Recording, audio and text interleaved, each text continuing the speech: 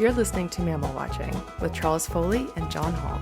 You can find other episodes at mammalwatching.com/podcast. Welcome to the Mammal Watching podcast with me, John Hall, in New York City.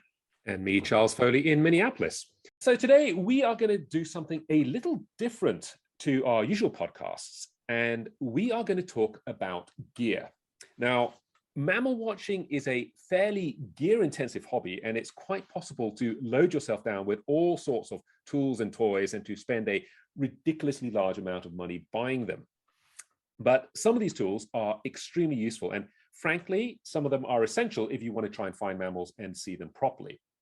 And obviously, what you take partly depends on what animals you're looking for. So, for instance, if your main focus is on rodents and bats, then you'll want to invest in Sherman traps and bat detectors, while enthusiastic photographers will geek out on the big lenses, etc.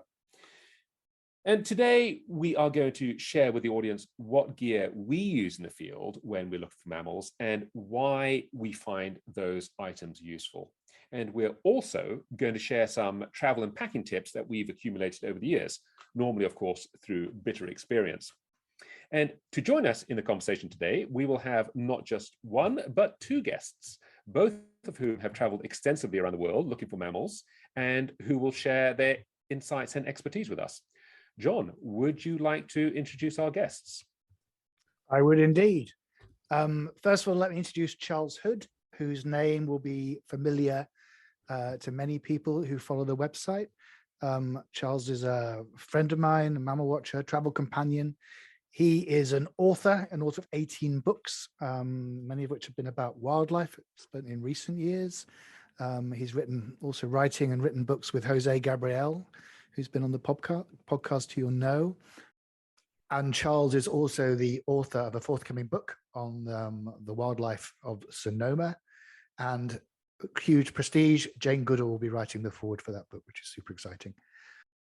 Charles's career, though, as an academic and poet, is only one part of what he's done. It would be easier, in fact, to say what he hasn't done than what he has when running through his bio. He's been a factory worker, a ski instructor, a translator in Papua New Guinea. He's been an artist in residence in Antarctica, a guest lecturer at Cambridge and the Getty Museum, various museums. He's traveled to all 50 states, 70 countries.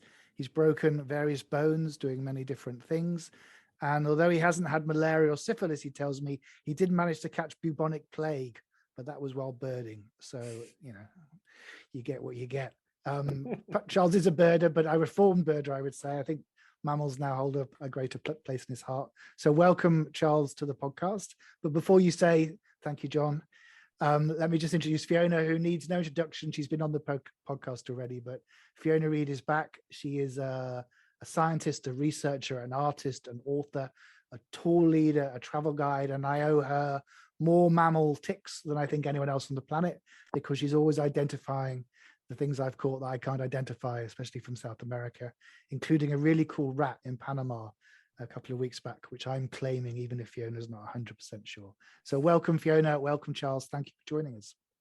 Thank you. Thank you. Yes, welcome both to the podcast. It's great to have you here.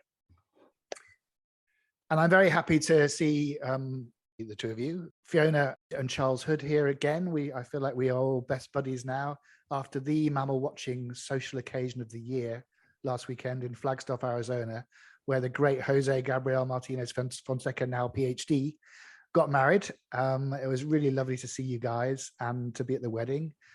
How did you find the wedding? It was really good. It was really a fun and nice experience. Jose is a wonderful guy, and I think he's picked the perfect partner to keep him happy in the field. Erin, you didn't mention Erin Westeen's her name, and they're a great match. They both really like doing field work and herps and mammals particularly, but everything that crawls or even a piece of rock or a planet is valid in their estimation. We had a lot of fun. It was really nice to see you guys as well, and meet Charles' wife Abby and see Amber. That was really nice. And it was an outdoor event, of course, because, you know, they're biologists. So at the Arboretum, beautiful setting.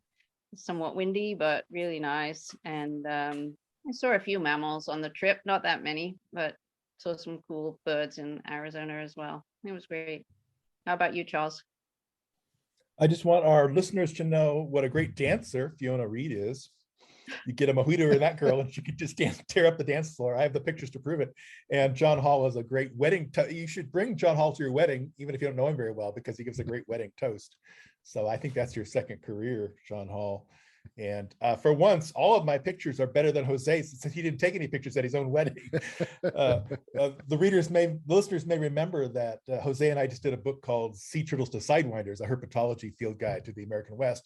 And in the book, I'll be flipping through the pages and I'll be so excited because occasionally there'll be a picture by me, because he's just so outstanding. And he's doing all this great work with my cast off Nikons. Anything I don't want anymore, he takes as a secondhand camera, and he still outshoots all the rest of us, except at his own wedding. So the yay for me. And for those who want to plan a great outdoor wedding, their wedding cake looked like a tree stump, very convincingly iced, like an aspen trunk. So wedding consultations by the Mammal Watching podcast crew will all come at a very discount rate and help you have a great outdoor wedding. I love it. Mammal themed weddings. Yeah, good idea. Richard Webb is up next. I think he's I think even this month he's getting married. So it's all happening, the mammal watching romance world. Now, perhaps we should start off with what is the single most important piece of equipment for any mammal watcher, bird watcher, pretty much any animal watcher, really. And that is a pair of binoculars. Fiona, what do you take out with you in the field? Well, at the moment, I have rather a cheap and grotty pair of Vortex, and they're I like the 7 or 8 power. They're 8x40s, I think. And the reason they're cheap and grotty is because I had some decent Vortex which got stolen, and somebody was kind enough to give this pair to me. So I'm happy to have some. And Vortex is a very, very good quality for less money, and they have the advantage of taking back and fixing anything. You could give them half a pair of binoculars and they would give you a full pair back. So they have a really good warranty, sort of equivalent to Swarovski, with about 30% or less price. So I used to have a really nice, I still have a nice pair of Zeiss, very, very old, over 30 years old, that are still quite functional and excellent, but they don't focus very close. And if you want to look at other things, especially if you like sort of insects and lizards and stuff, it's nice to have a close focusing function on your binoculars. So actually, I'm looking to buy a higher quality pair, but I haven't got much cash flow at the moment, so I'm sticking with the old ones for now. Right. What do you use, Charles? Because I came to mammal listing from birding, I have a pair of Zeiss 10x42s, the top end kind. But how I paid for them, Fiona, was I got my first big fellowship. I was a student. I got a fellowship to go to Papua New Guinea, and they dispersed some of the money initially when I was still in the States. So first thing I did is buy Zeiss binoculars. And I thought, what I live on for food and housing, that'll sort itself out later on. Get the binoculars first and then take care of the rest later on. And then Zeiss does do repairs. So over the years, I've always had a functioning pair. But just in the last week, I'm starting to think more about a lighter weight pair, because they get to be such bricks carrying around your neck all the time, right? So, what about 8x32s? John Hall, don't you use smaller binoculars? I use 8x42s. I think I did have a pair of 8x32s as well, and I absolutely agree that the weight is crucial, especially when you're trekking through a hot rainforest after all day. It just starts to bear down, and I'm not sure there's much advantage even going as high, as big as those. But I've got a pair of Swarovskis which I like very much. For me, the crucial things are being waterproof, and how they perform in low light, because so much of what we see is at dawn and dusk, and when it's difficult. But yeah, I think it's an investment and they've got such good service. Swarovski, they look after them and they keep replacing bits of mine whenever I damage them, which is great of them, because I damage them fairly often. Yeah, I think that is a pretty crucial part of it, because frankly, there's the big three, right? There's Zeiss, Leica, and Swarovski. And you can easily spend between $2,000 and $3,000 for a pair of binoculars. So the question is it worth spending that much versus, as Fiona says, on a Vortex, which might be at, let's say, about 1,000, or you can sort of drop down into this of the range with the Nikon Monarchs or the Athlon Midas, and those two that for $300 you can get some really good glass. I suppose from my perspective, the reason I really like the high-end binoculars, and I have a pair of Swarovskis, is first of all, if you're using them for a very long time, you tend to get less headaches. So if you're using them as a research tool, then you're spending hours looking through them, then it really does make a difference having that higher quality of glass. The other thing I found, and this is certainly with some of the older models, and I don't know about the cheaper models because I haven't tried them, but the older models used to fog up a lot when you'd go into rainforests and certainly cloud forests. And there's nothing worse than sort of, putting the bins up to your eyes because you see an animal and you can't see anything through them at all. And the new models don't do that. So there must be something that prevents that. And whether cheaper models have that or not, that I have no idea. And the other thing is just the robustness. I remember a number of years back, that's probably about 10 years back now, we were doing some work in Tanzania and we bought some Nikon Monarchs for one of our field assistants. And within a year, they simply fell apart to the point where they were completely useless. And so Swarovskis and the Zeisses, etc., are going to be more robust. And of course, the fact that you just simply can send them back and get them fixed for free pretty much throughout their life is really useful. Charles, the reason that they don't fog up anymore is they are nitrogen purged. Mm-hmm. High-end binoculars have no moisture content inside the barrels anymore as part of the manufacturing. All right. I know I had to send my Zeiss back to be mended, and I was leaving for Mongolia, and it was taking forever. And they just gave me a loaner pair for the Mongolia trip. Zeiss did. They didn't ask for a credit card deposit. They just gave me a pair of binoculars to use. I won't say they do that for everybody, but I have to say with Vortex, they don't fog up. I spend a lot of time in the tropics. They don't fog up. They gave me a free pair when I needed to get a fix on them. And the pair I'm using now cost under $200. So I'd say it's a pretty good deal because they have those features. But yes, I don't think they would last as long. I mean, my Zeiss are 30 years old and they're still fine, So yeah, there's a little bit of plastic that's loose, but they're still totally functional and they don't allow any water in either. But it's amazing how much better, cheaper binoculars are these days. But I think, I don't know why I'm making a big plug for Vortex, but I find them quite a good quality optics and very good service. That's amazing. Yeah. And obviously a good trade-off in terms of price. Yeah. So do any of you use telescopes with your mammal watching? You do? Uh-huh. Yeah, I do. I have a Zeiss. I must say, that's one thing I did a bit like Charles. I kind of threw a lot of money into a telescope when I had no money to throw anywhere. But what the heck? I never regretted it. Having a good telescope is wonderful if you're a guide. If you're a tour guide, you have to be able to show people things.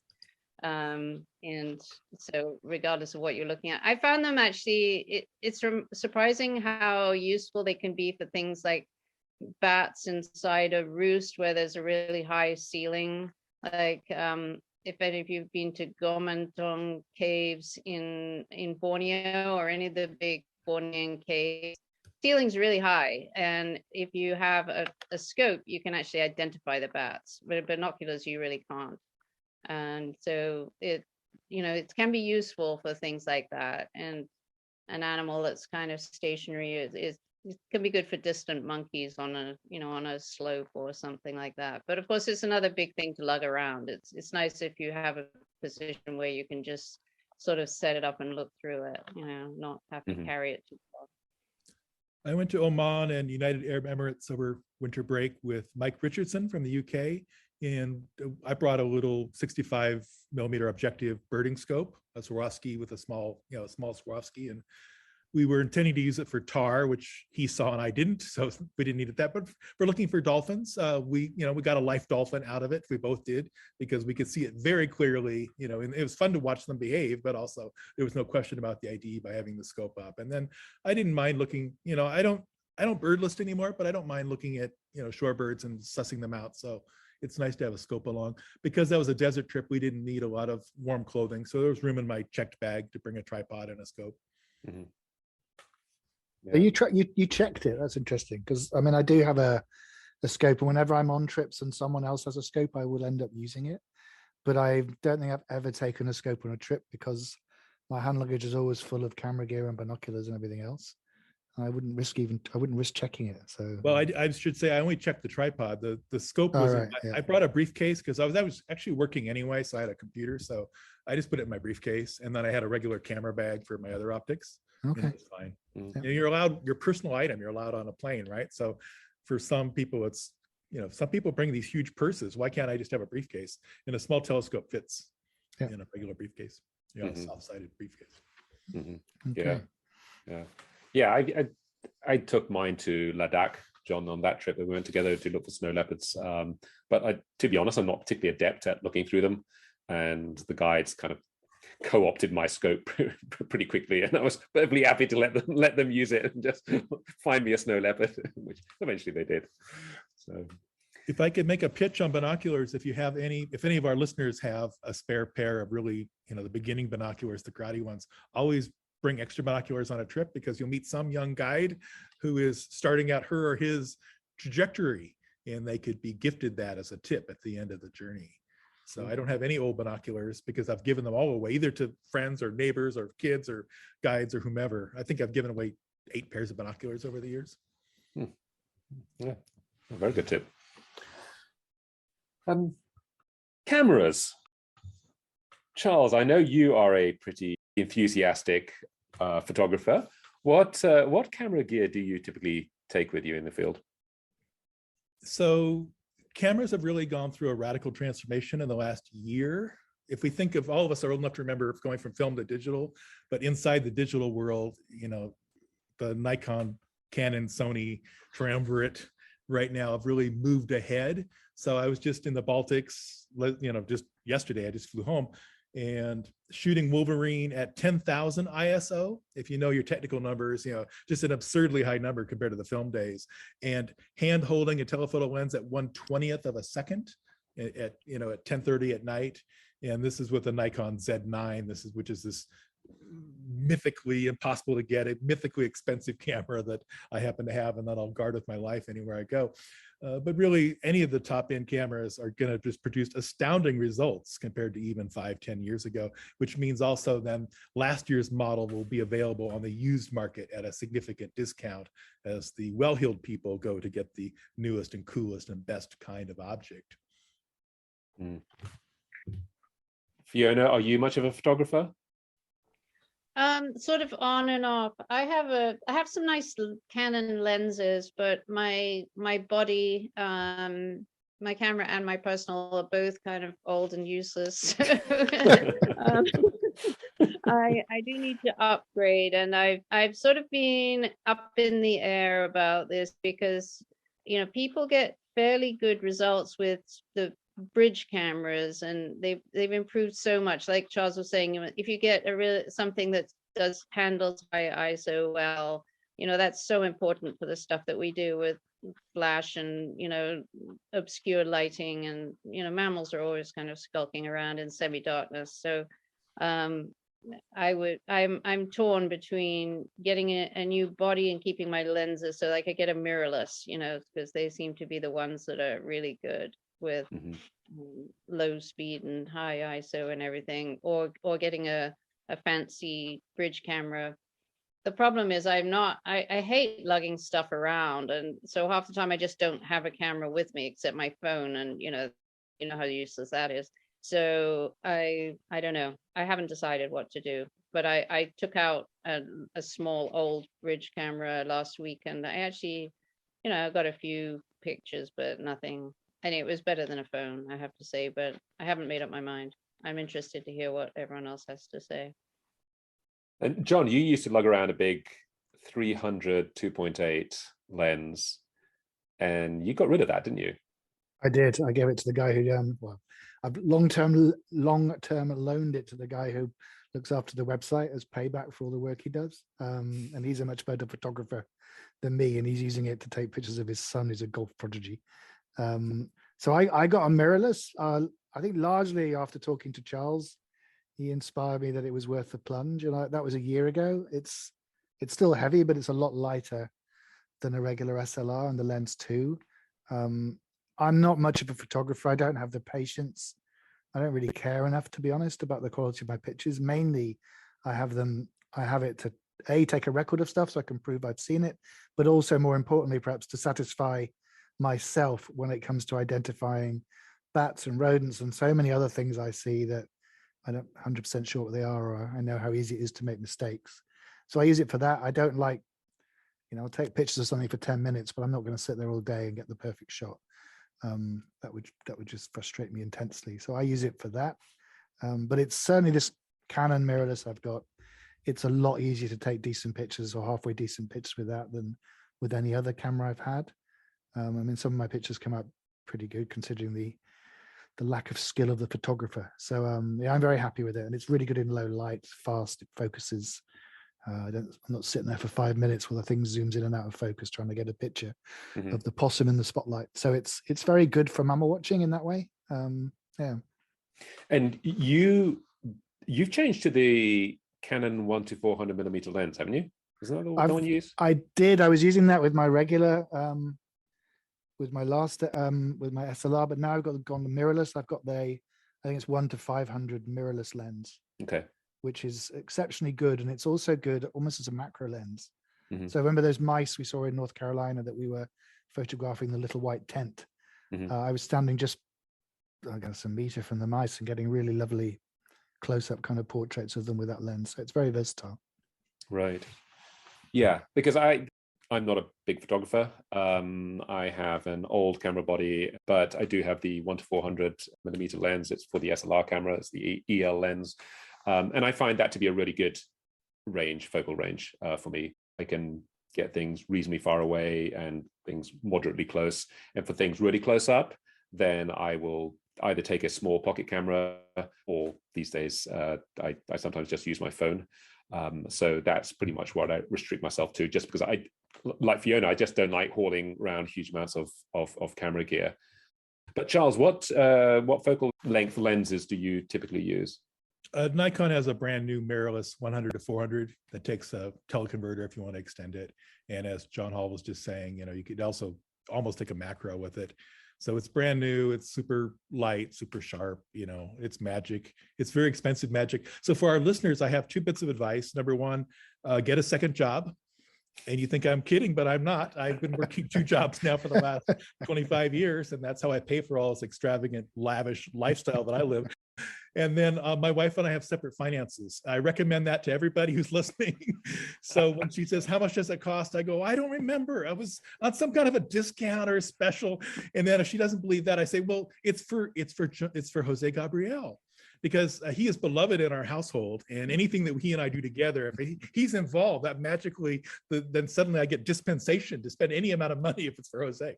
So we're doing this bat project, and Jose said we needed this lens. I didn't quite understand. I just ordered it. We all need a Jose then, don't we? Yes, I recommend adopting a very lovable young man in your household. Any other thoughts from anyone on cameras?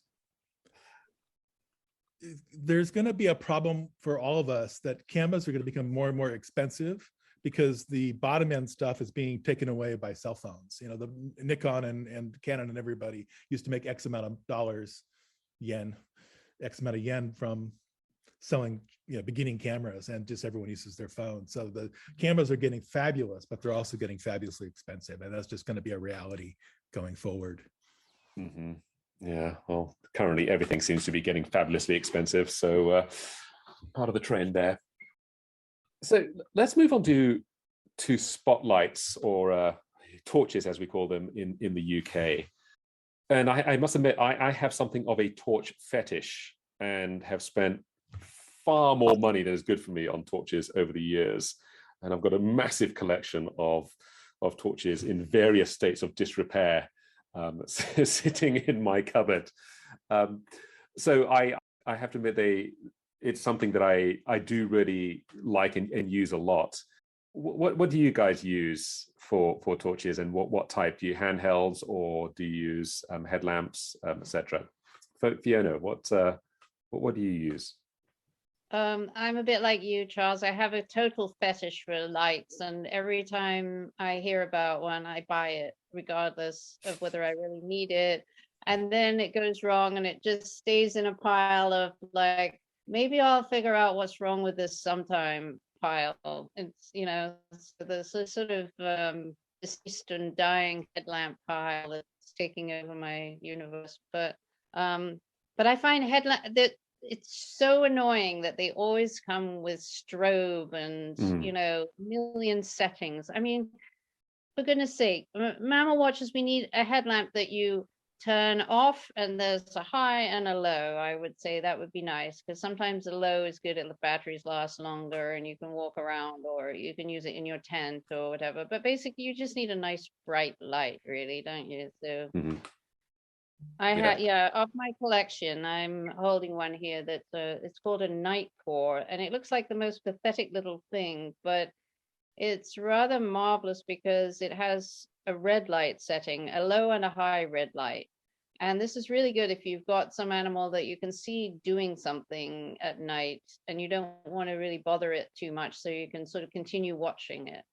And if you go out with someone like Uditha in Sri Lanka, he'll make you use a red light when you're chasing various species like slow loris and things like that, because they get less spooked by red light. So this tiny little thing lasts a really long time, but I find the red light feature really good because it's quite a bright red light. And I was able to watch a night roosting colony of proboscis bats, where the mothers were leaving the babies and going off foraging and then coming back, and the babies were squeaking and feeding and there for a few minutes and going off again. And if you had a white light, they got all edgy, but if you had a red light, you could just watch indefinitely. So that's kind of a nice feature. And what species of torch? It's called a night core. Night core, okay. Core, as in NITECORE. And it's Right. just a little yellow light. And the white light is handy for sort of reading and wandering around camp. It's not really sufficient it's good to have as a backup because it weighs nothing. So when your headlamp dies on you and you're in the middle of nowhere, it's quite nice to have another light to get back to camp with. But the red light is very useful for observing animals. If you've got an animal that's just doing something, sometimes rodents are quite, obliging that way. They'll be stuffing themselves with seeds or something like that, and you can watch them for a while with a red light without really bothering them. So, right. Yeah. I like that. Then on the other end of the spectrum, I got this thing online that I was looking at it to see what make it was, and there's nothing to indicate what make it is, because I think they don't really want you to know what make it is, because it's such a horrible machine. It's incredibly bright. Although it does have a warning on the top. It says caution, hot surface, which is actually very true. It's boiling hot if you leave it. You're not actually supposed to use it as a headlamp, I don't think, even though it goes on your head. Because if you have it on for any period of time while you're walking around the forest, and then you try to focus it, you burn your hands, and it's sort of poor focus. It's boiling hot, and the screw that sort of kept the light in position fell off very rapidly and disappeared, of course. And it's quite a nice little sort of spotlight, but really useless headlamp. And it was just something I found on Amazon, and it has no identification because they really don't want you to be able to say how bad it is. But those are just two of my many headlamps. Yeah. Right. And do you ever use handheld torches, or are you pretty much using almost exclusively a headlamp?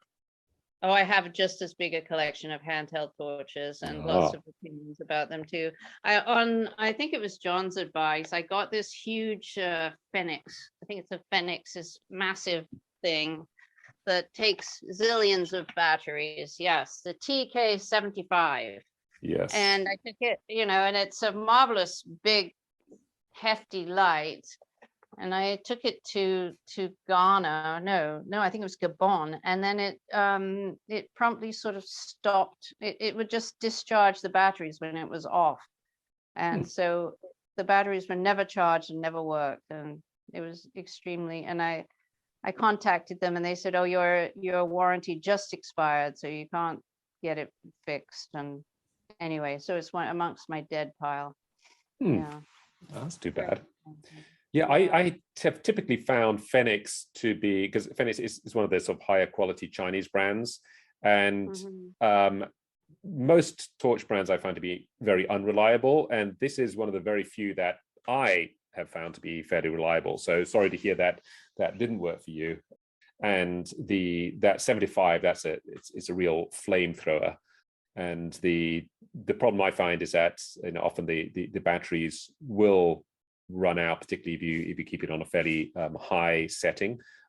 But I've got a friend of mine who does regular night safaris in Tanzania, and he uses the Fenix 75 as his main spotlight pretty much day in, day out, just because of its ability to throw a lot of light when you need it. And it's that thing when an animal's walking away from you some distance away. Most small handheld torches won't do the trick, but a big torch like that does. But again, they're heavy. Paul Carter gave me advice. It's called Ace Beam. Charles Foley, have you heard of that? ACE, Ace Beam. It's basically a handheld torch that just has a much larger output than usual. And so it uses a single large battery, so like the diameter of the old-fashioned D batteries, but much longer, longer in length. And so if I'm traveling internationally, I just bring a headlamp and one handheld torch, and regret, if I'm traveling domestically here I live in the United States. So if I'm traveling by my truck, I'll have at least 5 torches, because certainly going to drop one, forget it. One's going to not be charged. I'm always in dread, like, what if I need to do something in the middle of the night? You need a torch. So they're all over. All of my bags have extra torches. Internationally, I feel so bereft at the check-in counter. I only have 2 lights. Right. John, what do you use? This is something that's changed so much since I started. I used to take a handheld spotlight in Australia, and I used to take basically motorbike batteries, 2 of them on every trip, that you just have the battery hanging on your shoulder. They're heavy, they're a couple of kilos. And then the crocodile clips or the tags on the thing always went wrong. So I'd end up wrapping the wire around the terminals, and then they'd always touch when I was halfway through a walk, and I smelled something burning and my shirt was on fire. Every airline, they looked at this like it was huge problems. They had to get them cling filmed, and I was the last one to board every time. So it's so much easier now. I'm a bit stuck, really. I mainly use a little handheld torch. I use a Fenix sometimes, or even smaller. I have a Diablo that's been, it's fine. It's reliable. It has different settings. It gets a bit hot on full power, but you don't use that much. But never quite enough light to light up the thing at the top of the tree you want to identify. Ideally, I think what I'd love to have, and I've never seen it, is a head torch with the power of something like the Fenix, but on your head. And my buddy Charlie Roberts, who lives in the far north of Australia, who's a tree kangaroo expert up there, he was a fantastic spotlighter, and he had a homemade kind of head torch set up like that. And he had a big battery around his waist, and he had a really bright bulb. He just built it himself, because head torches are much better for finding eye shine. Yeah. But they're never really bright enough. And so I usually have a head torch with me, but I don't really use it. And it's more backup in case my batteries fail and I have to get home in the dark. And I've got this little handheld thing, which I find easy to photograph with. And then for vehicle spotlighting, I still have a very lightweight thing called a Light Force from Australia that I love. And my only tip for those things is I always connect it straight to the battery terminals, because all the cigarette lighter attachments always break. Yeah. So I just have crocodile clips and just open the bonnet and stick it on. And I do travel with that sometimes. It's very light, so I can usually stick that in my bag if we're driving a lot.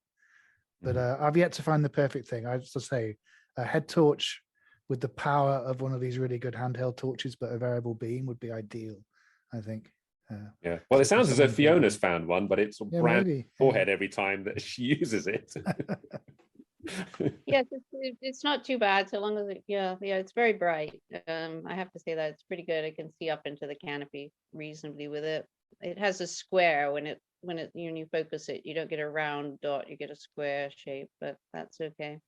Right. The brightness, I mean, remember it's sorry, Fiona, I remember the days of the Brinkman Q beams, with the battery packs. Yeah, like John, I had one of those too. They're lugged around like a 12-volt battery thing.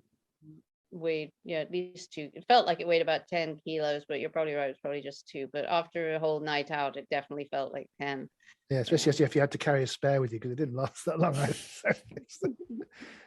I never got that far. I've never really used red light certainly not to look for things. Occasionally I've observed things with someone else's red light. I don't find red light very easy to find things, but I think the brightness is super important. I remember there was a paper from Australia about 20 years ago where people were doing transects in the rainforest using spotlighting with different brightnesses, and they were finding a lot more with a lower illumination, basically because the things were hiding from the bright light when they saw it coming. So I think it's important to have that, being able to have that, Charles, as a flamethrower if you need it to really look at something. But generally, I think a lower beam is a more effective way to find things, many animals, because the stuff just hides when the bright light sort of approaches, I reckon.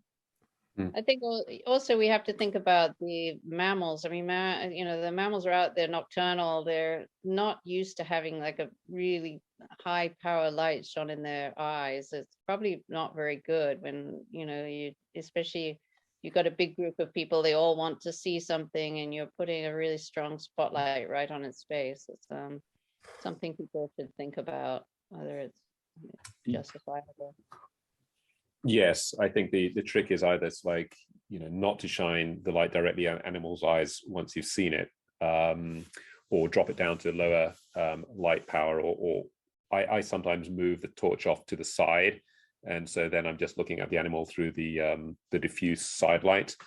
But again, like John, I've never found a really good red light which is powerful enough to certainly find animals. So, hopefully one of those will come on the market at some point. Should we talk about laser pointers, Charles Foley? Do you use a laser pointer at night? I have a laser pointer. I take it out if I'm going with people who are generally not mammal watchers, and it's a fairly cheap one. It was probably about $10, something like that. And I know the birders, certainly in Ecuador recently, the birders over there, they all have them, and they're great. You can just there's a bird, you just point it, and then someone can just follow the beam and see where the bird is. So yeah, those are really useful if you've got other people that you want to show them to. I've used one birding. I keep forgetting to bring it on mammal trips, so I just don't know how helpful it would be. Mm-hmm. Yeah, again, I think it's if you're leading a group of people, or you've got people who are not very used to trying to find animals, then they can be extremely useful. And just to circle back to what John said about the torch and not plugging your spotlight, if you've got a handheld spotlight, to not plug it directly through the car system, that's very good advice. I have melted down an entire Land Rover dashboard by plugging in a very high-powered torch into the cigarette lighter. So yes, now I always use crocodile clips and plug it straight onto the battery. I melted down the floor of somebody's very nice car because I left the light plugged into the cigarette lighter, and it was in an off position, but somebody was doing something in the car and they flipped the switch. So it was face down on the car. It burned right through the carpet, and then something underneath, and yeah, not good. Oops. Yes, yeah. Oops. I always reverse the polarity of my torches before putting them in a backpack or a duffel bag if I'm traveling with them, just so they don't start up and burn the plane out of the sky. I do that too, Charles. Exactly. Yeah. And just on laser pointers, I would love one, but not to show other people mammals, because I don't care about that. No, I'm joking. I would love one because I think I've heard they can be extremely useful for strapping onto a side of a heat scope.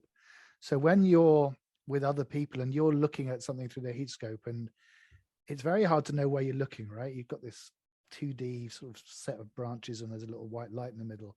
But having a laser pointer there, the people around you can see where you're actually looking, and then you can triangulate off them and what they've seen with a laser pointer. So I think that'd be very useful, but I don't actually know where to find a laser pointer. I don't actually know. Can you even buy them in the US, and where? Yes, you can buy them. And in the UK, they have a system, right? Class 1, class 2, class 3, or whatever. I'm sure they do in the UK. Yeah. But here in the US, you can just they're pretty bright. You can get them from B&H, I would assume, or Amazon. Okay. I'll bring one to Borneo. Good. That would be useful to one. play around with it. Yeah, cool. Yeah.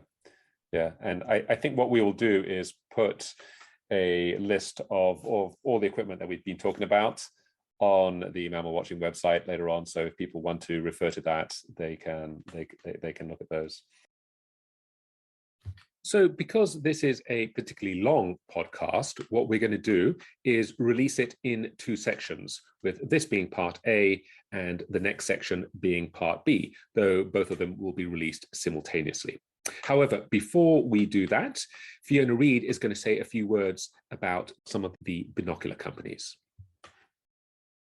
So during the podcast, when we were recording it, I endorsed Vortex binoculars because I have found them really good value. But after the show, I discovered, to my horror, that they were among the 600 exhibitors at the NRA conference shortly after the mass murder of children in Texas. And this event was held in Texas.